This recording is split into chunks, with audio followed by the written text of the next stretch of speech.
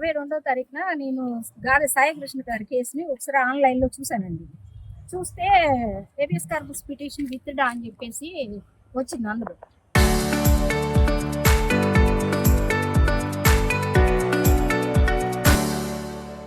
నేను వెంటనే ఆవిడకి ఫోన్ చేసి, "అమ్మ నీ పిటిషన్ ఇలా ఏంటి విత్‌డ్రా అని వచ్చింది. ఒకసారి మీరు చూసుకోండి" అన్నా.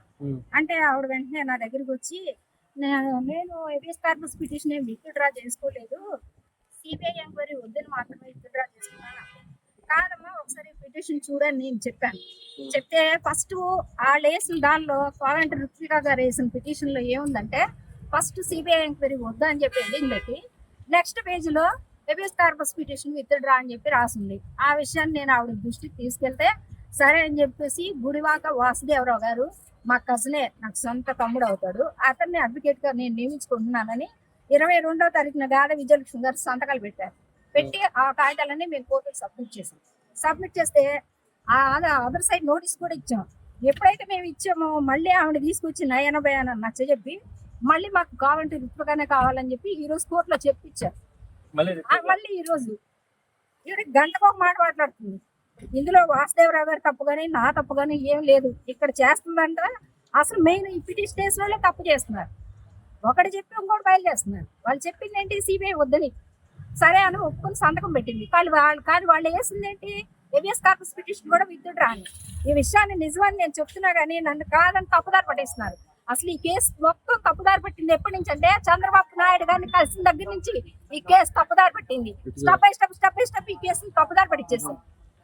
అంటే హేబియస్ కార్పస్ లేకపోతే అసలు కేసే ఉండదు కదండి. అవును, అందుకే కదా ఇదంతా చేస్తున్నారు. హేబియస్ కార్పస్ లేకపోతే ఈ కేసే ఉండదు. అందుకని చెప్పేసి హేబియస్ కార్పస్ ని స్టెప్ బై స్టెప్ తీసేయాలని చెప్పేసి చూస్తున్నారు. నాగరాజు కూడా క్రాష్ చేయాలి అంటే ఒక పిటిషన్ కూడా వేశారు. అది కూడా నాగరాజు గారికి మరి ఆయన డిపార్ట్మెంట్ లో ఉన్నారు. చరిత్రలో ఇప్పటి వరకు ఒక మర్డర్ కేసు ని క్రాష్ చేయమని చెప్పేసి పిటిషన్ వేయటం మీరు ఎప్పుడైనా చూసారా, విన్నారా చూసారా? మరి ఎందుకంటే అసలు దొంగలు బయటపడతారు కాబట్టి క్రాష్ పిటిషన్ వచ్చారు. క్రాష్ పిటిషన్ ఎలాంటి రిజల్ట్ వస్తుందో చూద్దాం. జడ్జి గారు ఏం చెప్పారండి అంటే ఇన్నిసార్లు పిటిషన్ వేస్తారు ఐఓకి సంబంధించి ఐఏకి. జడ్జి గారు ఏం చెప్తున్నారు, ఎటువంటి వాదనలు జరిగారు అప్పుడు? ఏమో నీకు ఏ అడ్వకేట్ కావాలని అడిగారు అంతే. ఏమి వాదనలు ఏం జరగలేదు. నాకు ఈయనే కావాలండి అనేసి ఈవిడే కావాలని చెప్పేసి గాది విజయలక్ష్మి గారు చెప్పారు. కానీ 22వ తారీఖునే ఈ నెల 22వ తారీఖునే గుడివాక వాసుదేవరావు గారిని అడ్వకేట్ గా నియమించుకుంటూ ఆవిడ సంతకాలు పెట్టారు. అన్ని కాగితాలు ఉన్నాయి మా దగ్గర. అవి మేము కోర్టుకు సబ్మిట్ చేసాం. మళ్ళీ ఈ రోజు వచ్చి మాకు ఆవిడే కావాలంట. ఎందుకు మారుతున్నారు? ఎందుకు మారుస్తున్నాను నేను చెప్తున్నాను కదా. ఏ రోజునైతే చంద్రబాబు నాయుడు గారిని కలిశారో వాళ్ళంతా అప్పటి నుంచి పిటిషన్ తప్పుదారి పట్టింది. కేసు అంతా తప్పుదారి పట్టింది. నా మాట ఇంట్లో చేయాలి. స్టెప్ బై స్టెప్ ఈ కేసుని డౌన్ చేసేస్తున్నారు. అది ఈ రోజు నుంచి ఈ కేసుకి నాకు ఎటువంటి సంబంధం లేదు. కానీ ఒకటి, కేసు మాత్రం డిస్మిస్ చేస్తే మాత్రం ఊరుకోను. హేబియస్ కార్పస్ వేస్తాం, చాలా వేస్తాం. చాలా వేస్తాను. బార్ అసోసియేషన్ చేస్తారా, మీరు ఇండివిజువల్ గా చేస్తారా? హ్యూమన్ రైట్స్ బార్ అసోసియేషన్ నేను కలిసి చేస్తాను.